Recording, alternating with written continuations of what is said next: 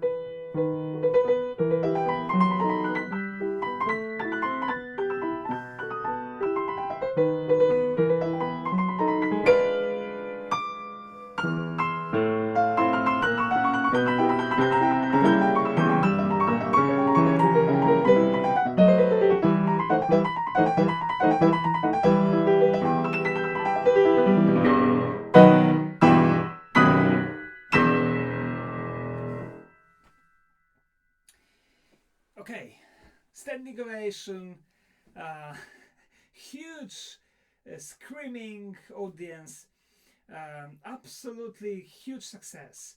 That's what we can imagine um, thinking about Chopin playing that in the salon. That's what I can imagine. Aristocracy on the floor, uh, jaw dropped completely.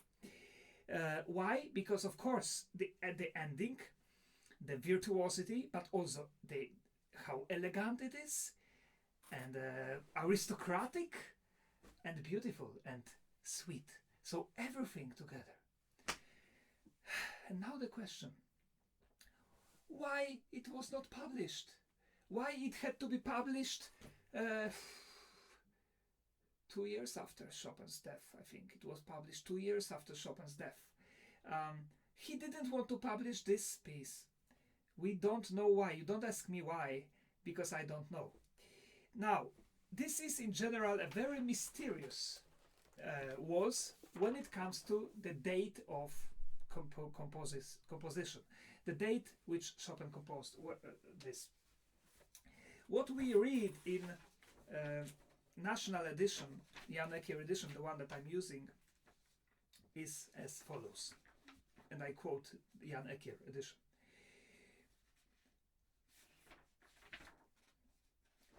No authentic sources of this waltz have survived, nor any information which unquestionably relates to the circumstances of its composing. Oskar Kohlberg associates it with a letter written by Chopin to Tytus Wojciechowski. This assumption, expressed in a letter written by Kohlberg to Wojciechowski, was not directly confirmed due to the death of Kohlberg, and of Tytus as well. What letter is this? This is the letter that we can read in this national edition, when Chopin writes exactly something like that.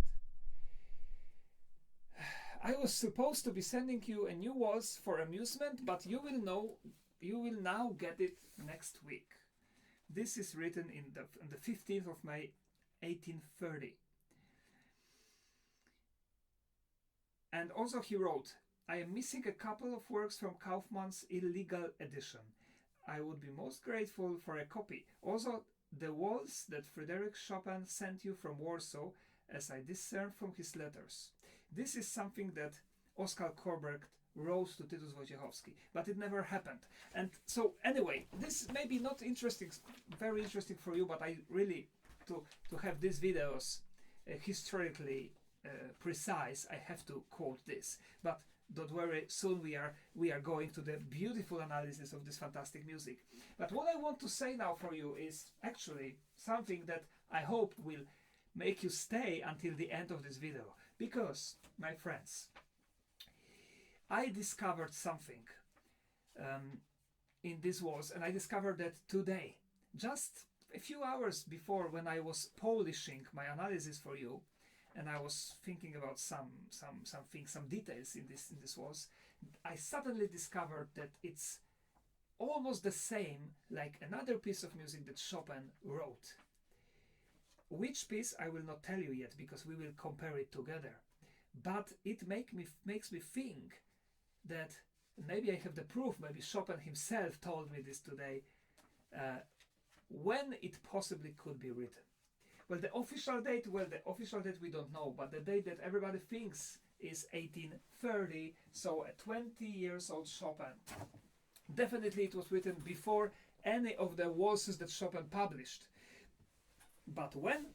We don't know. It's not very important for the music, but it's important for the people who likes to know. Or anyway, so now let's start to the analysis. First, what we hear is the introduction.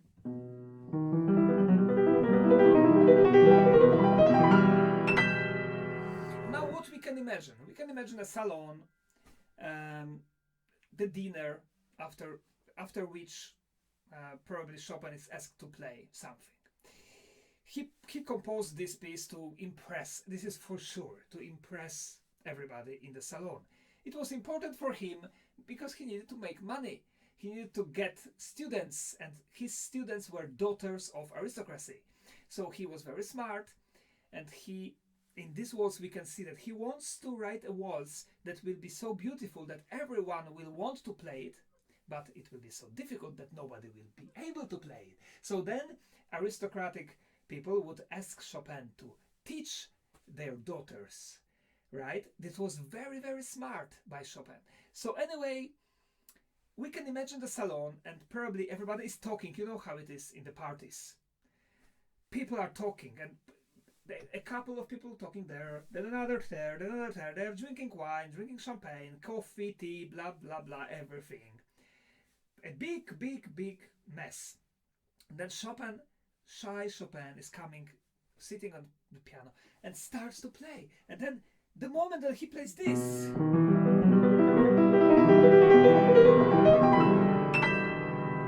everybody's shocked, and maybe even some of them just drop the glasses to the floor. Well, we don't know. But then we have a silence and then the real waltz starts. But now, what is very special in this introduction is something that you might not notice. Well, the introduction, of course, we have the passage going up. It is built on the E minor chord, which sounds so beautiful, right? E minor, you know, E minor is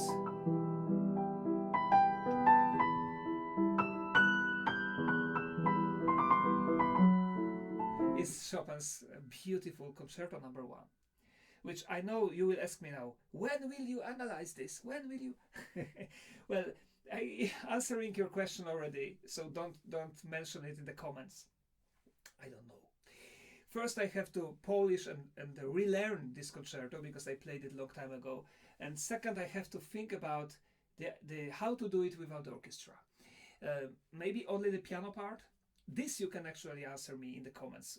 Would you like the analysis of only piano part or the orchestra played by me, but like you know, the tutti? I don't know. But let's go back to this beautiful waltz, which is very different. So coming back to the waltz, it's a beautiful E minor chord, but not that beautiful. It's dirty. Here it's dirty. What is Chopin doing is he is adding one note, one extra note, which makes this chord dirty. And now, what is this note?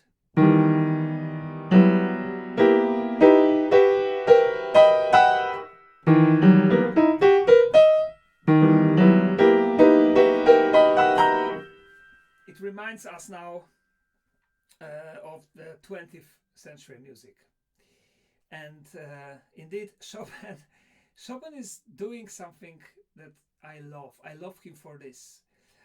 He is adding this dirty note. I like to compare it to some very spicy spice that we add, some pepper or some very spicy pepper, cayenne maybe or something, a very spicy. And we add just a little bit to the dish to enrich this dish.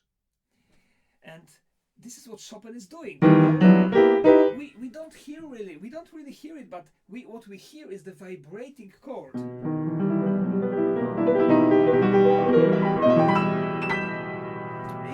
If I were to emphasize this note,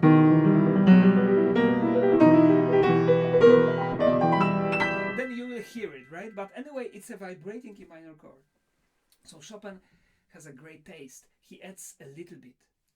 But in the 20th century, as you perfectly know, most of the composers were just adding like the whole package of this pepper, so that it's impossible to eat because it's just so spicy that we don't feel any taste.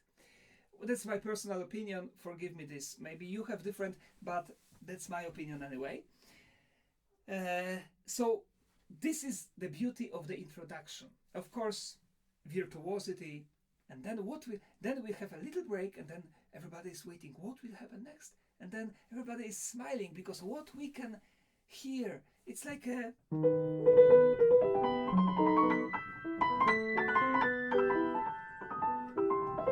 some young, beautiful girl wearing some light dress and beautiful and just not even dancing, but flying in the air, or maybe some elf flying, something dancing, right? But very light. Only Chopin could write something like this. Well, maybe Mendelssohn also could, but I don't think he wrote waltzes. But it's also Mendelssohn's like thing. But anyway, very elegant. But I'm looking for the word. Well, Chopin himself wrote grazioso, which means, you know, full of grace, and it's also a good combination. I was looking for some other word. Maybe later I will come out with this because now it just went out. But anyway, this is the first waltz that we hear, and now let's focus and analyze it, because here we have two very interesting things. First of all, of course it consists, like always Chopin's music, of questions and answers. So we have question and then the answer. very simple. That's why it's so easy to listening. Once again.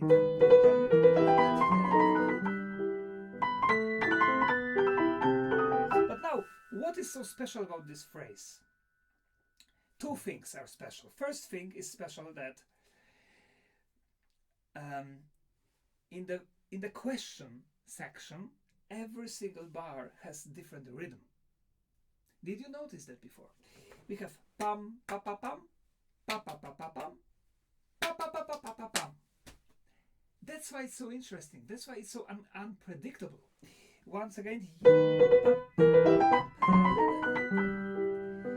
right?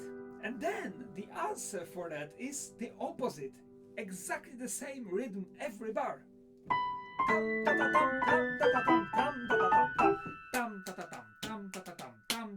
This is something that Chopin will use very soon in his first officially published waltz.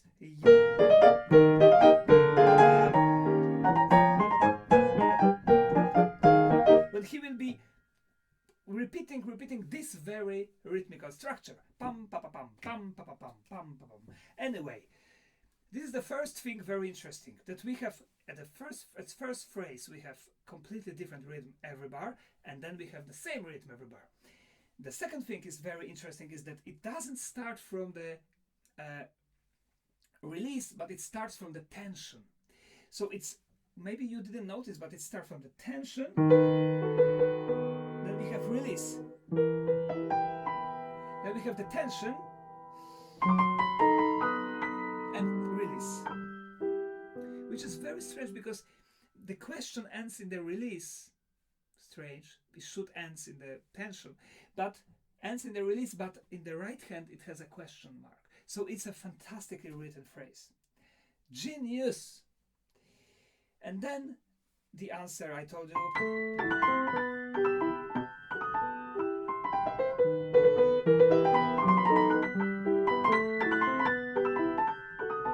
Okay, and then this is part A, little a. Then we have the part B, which let's listen this.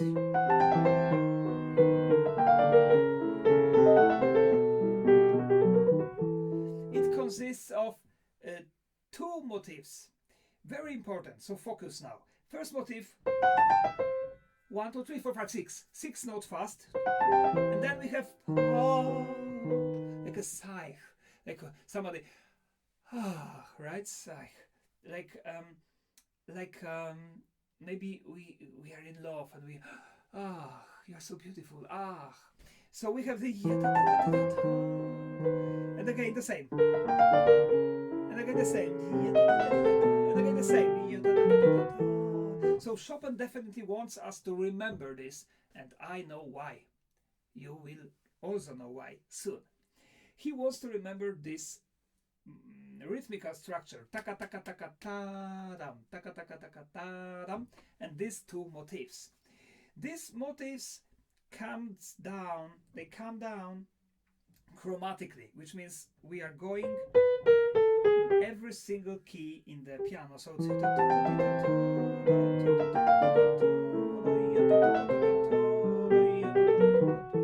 and then we have a very virtuosic moment. What is this?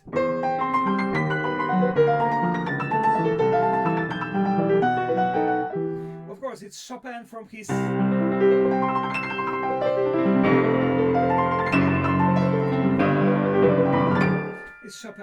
etude, and absolutely showing the technique that was just so impressive for people.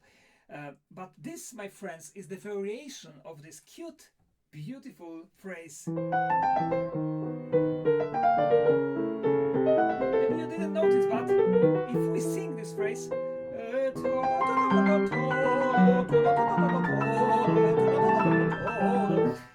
it works. It absolutely works, because it's just the same thing, but of course variated, right? And after so this is part little b, let's call it a little b, and then we come back to the A.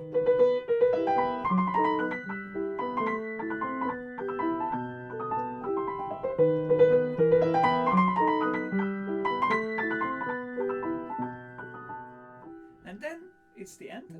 have the middle section. Is it a trio? If you watched my previous videos about posthumous waltzes, every waltz had a trio. Chopin wrote with his hand a trio.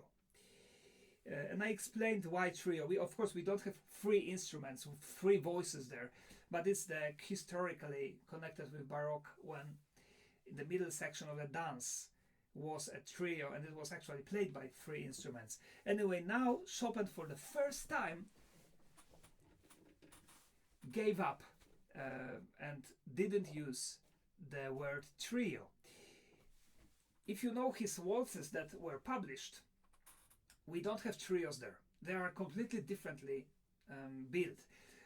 We have many short waltzes put together. So here Chopin starts to change his idea of a waltz.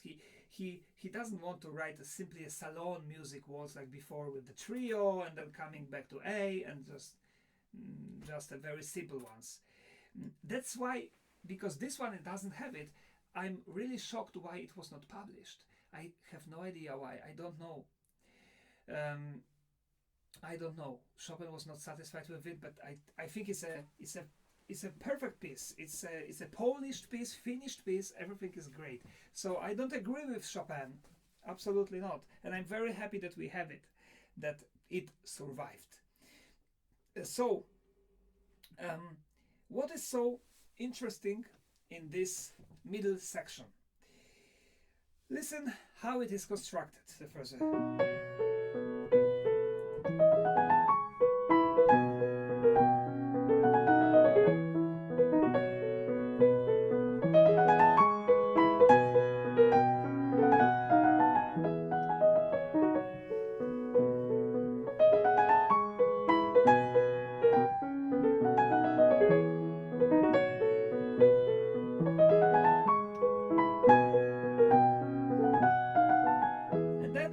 The part, let's say B, the middle part.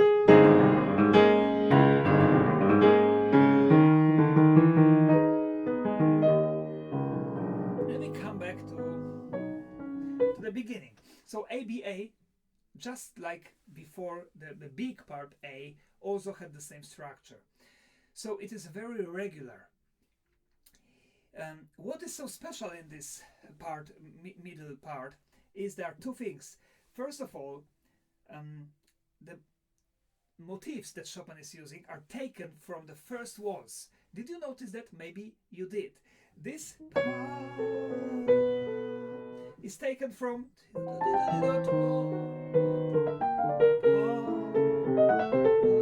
right? So, and then be careful. What is this? 1, 2, 3, 4, 5, 6.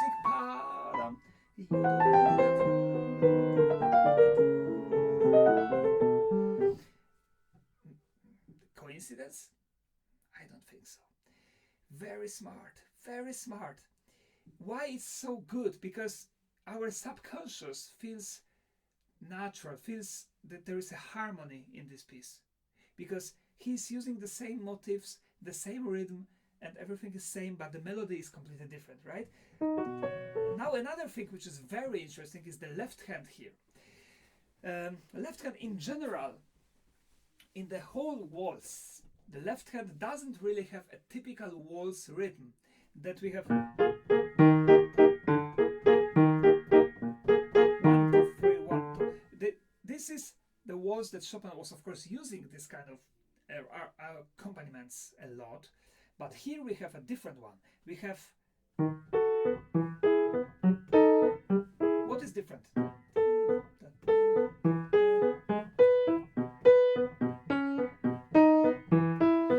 Different is that we have Chopin is helping us to play a very good Viennese waltz when not one but two is the most important, because when we dance we are turning, we are making a circle on two, not on one. So when we have in waltzes the rhythm like I showed you before, 1, 1, 2, 3, 1. Then we have the accent on 1. 1, 2, 3, 1, 2, 3, 1, 2, 3. When we have the waltzes like this, then we have the 2 is more important. 1, 2, 3, 1, 2, 3, 1, 2, 3, 1, 2, 3, 1, 2, 3, 1. That's important. That's Chopin is showing us by writing a little slur between, like a line between 2 and 3 to connect 2 and 3. 1, 2, 3, 1, 2, 3, 1, 2, 3. Okay, so we could hear that if I emphasize. 2,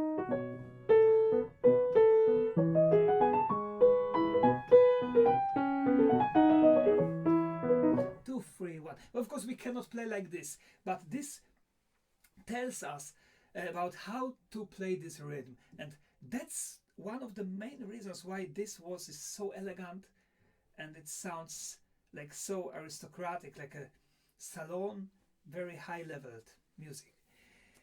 Very beautiful dolce theme, and then we have middle section. This when the left hand suddenly got angry, and now this is another very interesting thing. Chopin wants to write a complete piece of music, in my opinion. So there was something missing until now. What was missing? The left hand showing off, like the left hand's figuration. There was no left hand figuration. Figuration is something fast, right? Left hand was constantly playing the waltz rhythm. And now we have the left hand who is the hero, right hand only accompanying, and left hand, what is playing? 1, 2, 3, 4, 5, 6, pam, pam. The same thing that we have.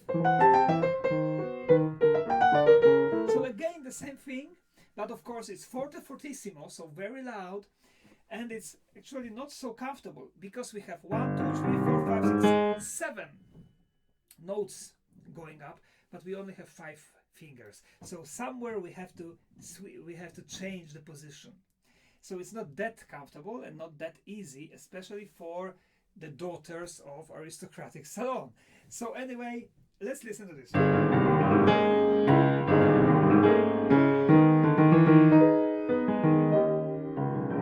the ending of the phrase is very elegant.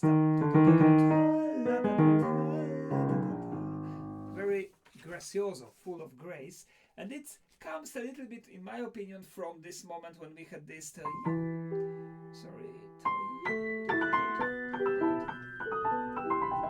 from the beginning of the piece.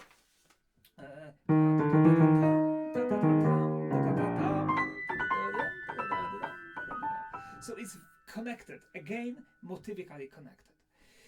And after that, the section is the first section is coming back. This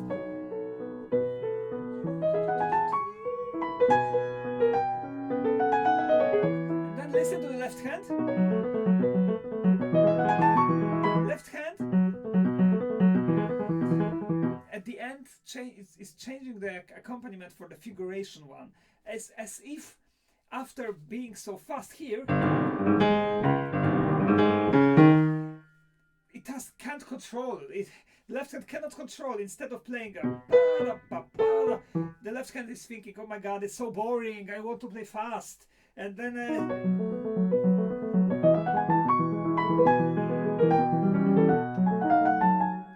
and we are coming back to part A, and now, my friends, we are approaching the most important part of this analysis and of this video.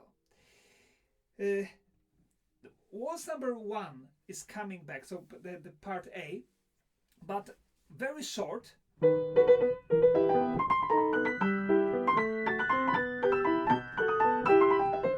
then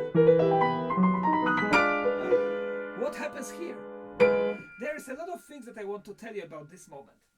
So, first of all, first thing is that I found, actually in the English Wikipedia, you can find it yourself, something that I didn't know, something that I want to write to you now. In 1956, so not so long time ago, Jerome Robbins, a very famous choreographer, ballet choreographer, he choreographed his ballet The Concert, or The Perils of Everybody, that's the title, And he, among other works by Chopin, he used this waltz in E minor, and he entitled this as a mistake waltz. A mistake waltz. And I love this title. Because of course a mistake waltz, it doesn't come from Chopin, and it's obvious, of course, because we know it, that it doesn't. But it's a great title for this waltz, because here it seems like a pianist is making a mistake.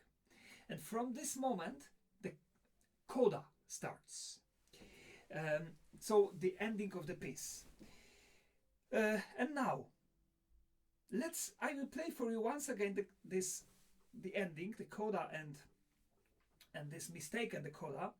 And I want to ask you the question, because as I told you before, I found out this and discovered it today.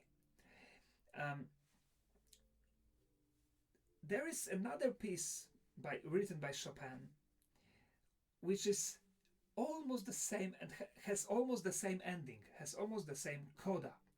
And I will not tell you, because let's play, right? This can be more interesting for you. Let's think about it. It's not so obvious, because if it were obvious, I would immediately recognize. I recognized it when I was carefully looking at the left hand of this coda. So now let's listen, and then I will tell you.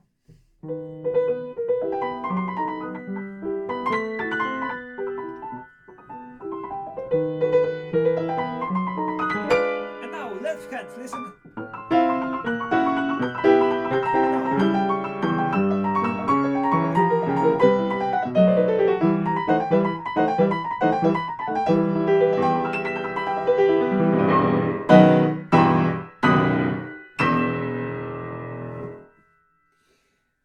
Which piece is very similar? Not only left hand, of course, also right, but this left hand here. There's this syncopated note, pam pa, pam pa, pam pa, which makes, how to say, fire up the energy. Let's call it like this. And now, my friends, prepare yourself. This is a very important moment. The ending of another piece, which you will surely recognize. Forgive me if I will not play it correctly. I played it last time 1 year ago, and today I picked it up especially for you. So it was a little bit too little time. But anyway.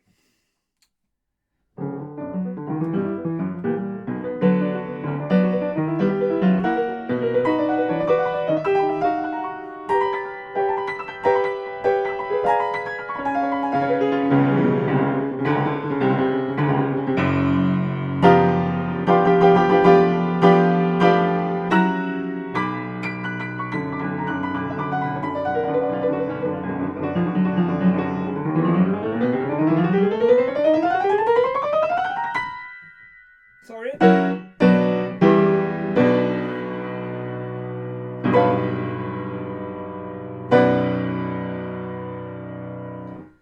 Yeah, so what was that? Scherzo number 1.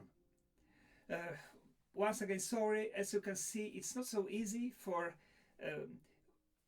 me to simply pick up this piece, but it's mostly because I never played it in public. I just learned it for the analysis, which analysis was at the beginning of, well, the 2021. So, sorry, 2 years ago.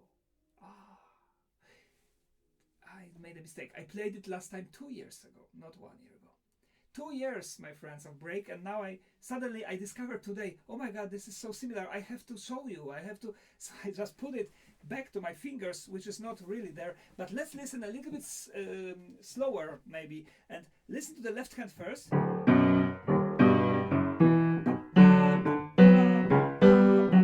The left hand is exactly the same here. And now another thing, the wrong note is also here. Can we hear the first note? It's like it's the same, like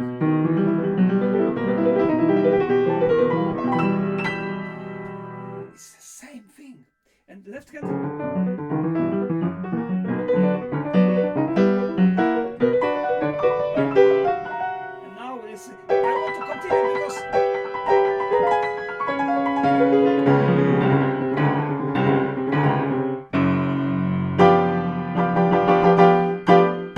Now listen to this. This also is.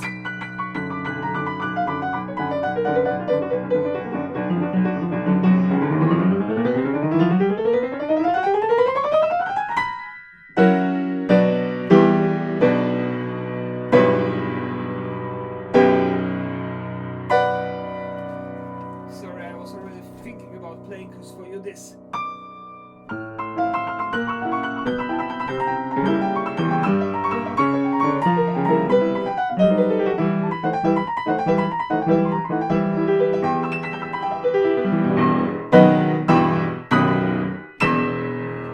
But it's almost the same. If you're not a musician and if you know you don't play the piano, or you can even think, oh, it's the same piece. It's almost the same piece. Yes, my friends, it is. And now another thing. When was the scherzo written? We don't have any proof exactly when was it written. It was published in 1835, but there is a proof that it was already it existed already in 1833. But we know that, I mean, the tradition, and probably Chopin himself, because that's where tradition comes from, says that the middle section of the scherzo, especially, which is the Polish Christmas carol, and maybe even the whole idea of the scherzo, came to Chopin's head in 1830, at the end of 1830, when he was spending the first Christmas alone, away from his family, when in Poland there was a November uprising, and he was missing so much his family, and was so much afraid. I'm talking about all this in my analysis about this Scherzo number 1. So if you don't know this video, please watch it, because it's a very interesting video anyway. But so now, is this possible that this waltz was written at the same time? Yes, and it in a way connects with what I wrote to you, that everybody thinks it was written in 1830, and probably it was written maybe around 1830-31, but I just wanted to show you this similarity, which is very, very, very big. And now, I mean big, very obvious, that's the better word. And now, my friends, the last but not least fantastic thing at the end. The whole waltz ends, as you could notice, with the arpeggio, which is the E minor arpeggio. And how did it start it? How did it start? It started from the arpeggio, E minor, but dirty. So, you know, it was dirty, so then our subconscious for the whole waltz is a little bit uncertain, a little bit, we feel a little bit of tension. Why was it that dirty? And then at the very end, like the closing of the waltz, Chopin is resolving this tension by playing this arpeggio clean, without these wrong notes. Isn't it genius? Isn't it wonderful? Isn't it fantastic? I think it is. So it's a great piece of music, and I love to play it. That's why now I will play it for you one more time, having a lot of fun with this, and let's just enjoy it together. And I hope now you can listen to it more consciously. But it's not that important. Just enjoy the beautiful music of Frédéric Chopin, about 20 years old, 21 years old.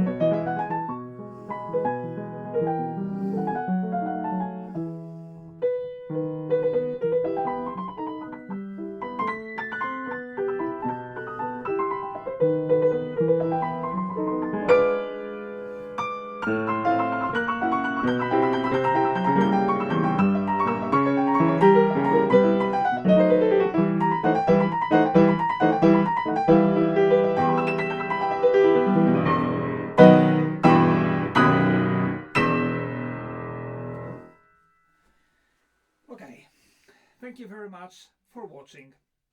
And there is only one more waltz left to analyze from all the posthumous ones. So it will soon be published and analyzed as soon as I will learn it. Thank you very much for watching. Thank you for being with me. You are all very important because that's for you what I'm doing. All the best and have fun. If you want to learn this, good luck. If you have some problems with this, just write me a comment and I will try to help you. It's not an easy piece to play. All the best and bye bye.